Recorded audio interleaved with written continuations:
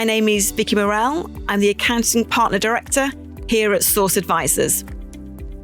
Source Advisors has been around for nearly as long as the R&D tax credit scheme itself, and we continue to provide support and assistance for accountants and their clients. Welcome to Outsource, our series where we talk about all things R&D tax. Today, I'm joined by Ruth Potter, tax partner of Ecovis, and also Sam Warren, accountant relationship manager. To kick us off, do you want to just introduce yourselves and your roles? Thanks, Vicki. I'm Ruth Potter. I'm head of tax at Ecovis Wingrave Yeats. We are a firm of chartered accountants, auditors and advisors based in Soho in central London. I've been working in tax for over 20 years, and I head up a team of tax specialists that advise our clients across a number of different industries, and we advise on all tax matters, particularly R&D. I'm Sam Warren. I am Accountant Relationship Manager at Source Advisors. So I work exclusively with our accountant partners at Source, particularly with Ecovis. And it's my job just to really sit between them and our technical teams, make sure that everything runs smoothly and that we're sort of all pulling in the same direction. To kick off with you then, Ruth, from your perspective, what does R&D look like today and how does it sit strategically for you in the practice? Well, it's a very important part of our overall tax advisory strategy for our clients.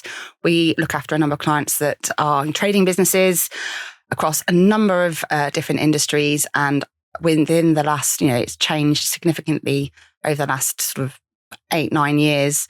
And it's a big part of what we do and our service offering to clients. And with the increased scrutiny from HMRC, having the support from Source has been incredibly important in giving us the confidence and clarity of advising our clients. And it's essential in offering our clients everything they need in terms of the R&D advice that we give them. That's brilliant. And then just to expand on that, and obviously we were delighted that you wanted to partner with us, and it's been great working with you and the team. But from your point of view, why did you think the right next step was to look for a specialist partner to work with this in? Why didn't you think, I'm going to recruit somebody that's going to do our R&D? Or why did you just leave it as the status quo? What made you make the step to actually bring a specialist partner in to work with you? To be honest, largely resource constraints is sort of, finding that right specialist person in-house and also with the right experience, whereas, you have a huge team of people that can support and advise and be there on hand, at the end of a phone call whenever we need. It's to find that person, one person potentially in-house was not the right sort of model for us. And you've got far greater, deeper technical expertise in R&D matters that it's also peace of mind for me that outsourcing to a specialist makes far more sense for us. Which is brilliant. I mean, I guess I will ask the question, were there any concerns at the start or any kind of risks did you perceive or things that you were just concerned about before you took that step? I mean, there were concerns that I guess ultimately that for us, it's about servicing the client with, a level of professionalism that I would expect. And with an unknown sort of, no offense, quantity in that sense. Yeah. So you want to make sure that you've got complete confidence that that client service is happening as it should do. But Sam has been invaluable to making sure that we've got transparency and still control over what's given to the client.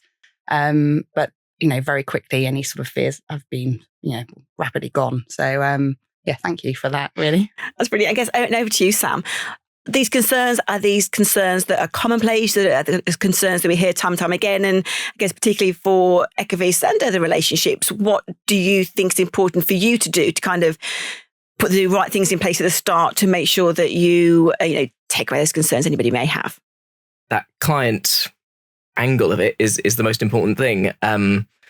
But any accountant really is the relationship between you and your client is the most important thing, isn't it? Yeah. And therefore, for us coming in, we need to make sure that we support that, and of course that we don't damage it, but actually that we burnish it. So it's for all sorts of reasons that's really important. That peace of mind that you've got the someone with the right technical expertise to deliver what you need, and that they will deliver themselves with the level of professionalism that you require, all that sort of stuff. yeah, that's all absolutely really common. And also what I would add to that, what I really appreciated was the regular catch-ups that you would have with, not just me, but the wider team at Ecovis.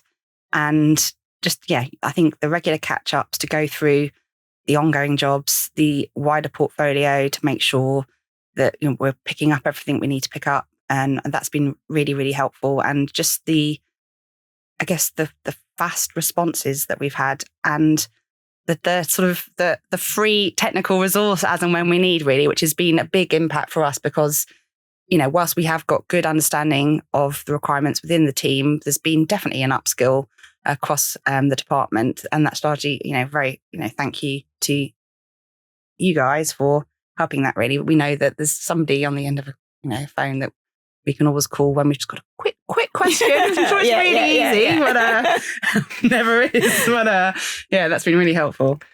Yeah, and I think probably to partly answer your question from earlier as well around what do we do early, I think it probably combines all of that a little bit. Is that one of the things that you want to do as much as possible is widen your touch points within the team. Yeah. So not to just give compliments around the room, but you were great, Ruth, at getting us started. But actually, it's really important that everything doesn't just sit on your plate.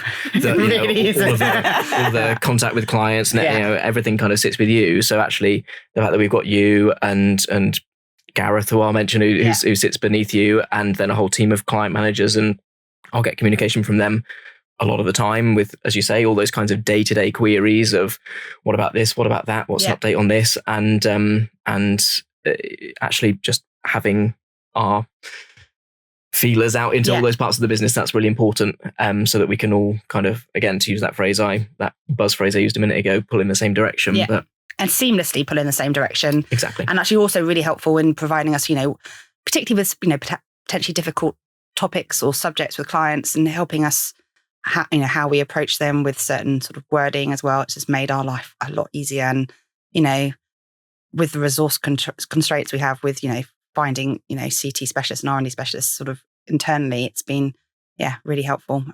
Thank you. That's great. Sounds perfect. So far, so good, yeah. But Anna, kind of, what does it look like on a day-to-day basis? So I guess, more practically, sort of, what's that sort of relationship like? I guess from both sides, but, starting with you, Sam, how do you ensure that, it is a true partnership and we're there at the end of the phone if there are any questions or anything that we can do to support the team at Ecovis?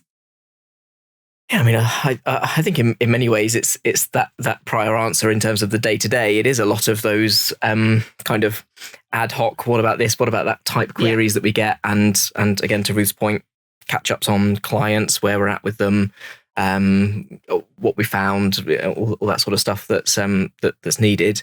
I think it's probably all underpinned by again, something that Ruth helped with early on, and that's really helpful for me and for us, is a bit of transparency over who your clients are, and therefore we can segment them out and put them into pots of, well, we should be doing this with this set of clients because there's some urgency for whatever reason here, and we need to look out for this pot of clients for that reason. Kind of just gives a sense of activity and momentum day to day that kind of keeps ticking over. I think that probably underpins all of that activity. Really. It was a big exercise at the beginning. So whilst we felt comfortable that we had looked at all of our clients from an R&D perspective, it's nice to get, the true experts in to make sure that we haven't missed anything. So there was a massive exercise just to go through the entire portfolio. And I quite liked the sort of the traffic light sort of system that you did, sort of putting them into pots and, yes, targeting those that we felt that we really need to just check in with those. And so that was initially quite a lot of work at the beginning. You were sort of catching up with us sort of once every couple of weeks, I think, initially. But now I think it's a check-in once a month, really, just to make sure that things are ticking over as they should do, just for the general sort of, R&D compliance. And then we're doing an exercise at the moment around sort of the pattern box as well, just making sure that we've identified all clients where we think, well, it's not about, obviously making sure our clients pay the right amount of tax, but it's actually just protecting ourselves that we haven't missed anything really ultimately as well. Yeah. So it makes me, I can sleep at night. But there's two sides to it as well, aren't there? So that there's opportunities where we might be able to identify something for a client and say, have you considered this? And that adds something to them. But I suppose there's the flip side as well, where sometimes you might think, well, actually there's a client there who on paper doesn't look like they're a particular, in a particularly R&D rich industry. And I would always say, and I've always been on the very prudent, cautious side of things. You have, Ruth, don't worry. Because, ultimately, I really, really have. Because, because I great HMRC scrutiny, I've been very mindful that I do not want to be on any sort of, list somewhere. That I've been very, very cautious. And it's that for me, that's been really helpful that you can, take that viewpoint on certain clients that and also, even the clients where there's no R&D, it's also good to know that absolutely, we were right. There was no R&D. That's also been really, really helpful. I'd be interested to kind of get your thoughts, Ruth, on I get the impression that probably increasingly across the profession, accountants are seeing R&D as a more specialist area. I don't know whether that is something that you would agree with.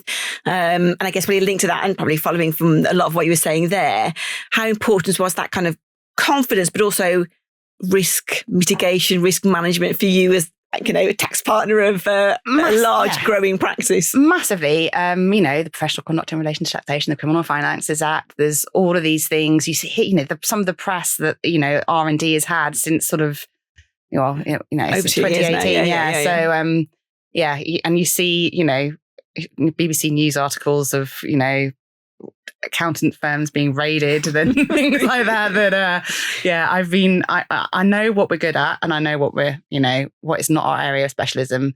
And that's why it's been absolutely essential to get the right specialist in to assist, and in other areas of tax, we do the same. So why not R&D? We know where our areas of, specialism lies. So, whilst we know we do R&D in-house, and we're confident and comfortable in that. And I think, Sam's been helpful in making sure the claims that we do ourselves are all fine and good and robust, and, stand up to challenge from HMRC. It's the grey areas where I'm increasingly sort of reluctant to go anywhere near, that I need to call in the experts. Yeah. I guess over to you, Sam. Just thinking sort of, again, quite practically, how do we, but, obviously led by you, how do we make sure that we align that sort of technical quality, but also that sort of commercial reality of what's necessary for, an R&D claim? Yeah, so for us as a firm, as you say, that technical rigor is really, really important. It's as you say, paramount. So we don't really give anywhere on that, but absolutely, I think it kind of comes back to that honesty that maybe you were talking about before, and that transparency. If anything, it sort of helps to improve relationships and demonstrate expertise better when you're sent a client and someone says, I think there might be some R&D here. And actually, even though those conversations can be quite difficult, actually going back and saying, actually, there's nothing there. It's a really good demonstration of the value that we offer, even if the outcome isn't particularly favourable. Of course, from then a commercial side, there's the question of, is there R&D, but then is there enough on the commercial side to actually make it viable? And again, that's a similar kind of conversation there, that sometimes you've just got to say, well, do you know what? Too much of the costs were overseas, or it's a director only salary, and he's taking it as dividends. So it's that kind of thing that just sometimes means that we've got to have those honest conversations that there's nothing there. But I think that only serves to improve relationships and demonstrate expertise really more than anything else. I think that there is another side, I suppose, which is that commercial side for the accountant as well, that, back to that question earlier, where why don't you just do it in-house? I suppose there's an acceptance that there are fees there that you could be, giving it a stab at. And I suppose that's always a consideration that can rear its head with accountants as well. But, we always try and leave people in a position where we've identified enough opportunity, provided such a good level of experience and service that actually everyone's happy with the kind of commercial position they're left with. One of the things that's really important to us is we want to support, obviously, the end client. We want to make sure that we do a great job for the business that is making an R&D tax credit claim. But it is equally as important to us that we support that accounting in whatever way is appropriate. And as part of that, often it is empowering the internal teams to identify opportunities, to make sure that they give their clients the best service. So, we aim to be like an extension of your tax team almost, to make sure that, your team members feel that they can, they've learned more, they feel more empowered to have these conversations. So I guess probably on that line, if you think about our partnership, anything particular that springs to mind, Ruth, of how we've been able to do that? Is that something that you would agree with? I'm saying that's our aim. Have we achieved that? Because it is quite important for us that you feel that we've empowered the team to be able to have those conversations. So has that been the reality for you? No, 100%. It's the clarity and confidence, and as I said before, about the upskilling the internal tax team to understand more about R&D and the opportunities that are there, so that they can spot those opportunities as they arise. And not just in the tax team. We've done Source have very kindly been to the firm a number of times, but also done sessions where they've given sort of examples of what to look out for, in the audit team, in our outsourcing team. So when they're on clients, they're the teams that are actually sit with the clients day to day, so they can also spot the opportunities. But for my tax team, having the resource available, any time of the day, but within office hours, to speak to when they see an opportunity. But it's also giving them the confidence that they are learning more, and also the capacity that they know that if there's an R&D claim to be made, that they don't have to do it. So that's been really, really helpful. And I think, to be honest, Ruth's answered a lot of the next question, if I'm honest, Sam, but I'm going to ask you anyway. What have you been able to do, or so what are some of the support we've been able to give to actually help with that sort of going in there, delivering CPD? What kind of support have we been able to give the team? Training is certainly a large part of that, and it's one of the first things we did, just to, I suppose it's helpful to give everyone a baseline level of knowledge. Not that we want anyone to feel like they have to be experts, but if we can give everyone that baseline level of knowledge that, as you say, they can identify things to look out for and then refer over, then that's really helpful. On a client assessment point of view, we're doing that constantly, where clients are referred over to us and we're assessing them and feeding that back to you. I also think making the effort to get to know your wider team, and your wider team to get to know the wider firm at Ecovis, so that you've got a manager in audit, or an assistant manager in outsourcing, that they know, I can contact Source if I've got an R&D potential client. Yeah, it's been really helpful. Building that relationship in a collaborative way has been really important. Yeah, I think hopefully not just being sort of behind an email address, but actually having a face to it and integrating ourselves with you, does help us to work in that more seamless way. So, any opportunities that we've got to come in and actually see people and sit face to face in a world of Teams and AI and everything else, that's really good. Question for you, Ruth. But Sam, please do take notes, because this is quite important. If you look forward a few years and then back on how the partnership has evolved, what does success look like? What would you have wanted the partnership to have achieved for you to feel that it's been a really successful partnership to help support you in R&D, but you and your clients? To be honest, if I look forward a couple of years, I would like to think it looks like what it does at the moment. The fact that it seems to be working very seamlessly. I've got clients that are happy. I've got a team that knows that they're supported. We've got peace of mind and confidence that all of our R&D needs are being met and our clients' needs are being met, that I'm not missing opportunities for our clients. What we're submitting to HMRC is correct and robust enough. I would like to think that in 2 years it will look exactly like what it looks now. And I suspect that there will be increased further challenge in the future from HMRC, and the landscape will get increasingly more difficult. And I don't have to worry about R&D ultimately. I don't think about it too much is what I would like to think it would be like. So. Great. Yeah. One more question to you, Sam. What would be one thing that you wish accountants understood about having a partnership with a specialist R&D tax consultancy, R&D tax and patent box? I think sometimes it's that feeling from firms that, I'll speak to people frequently that will say, actually I've stepped away from R&D. I've stopped advising clients on it. We let clients do their own thing.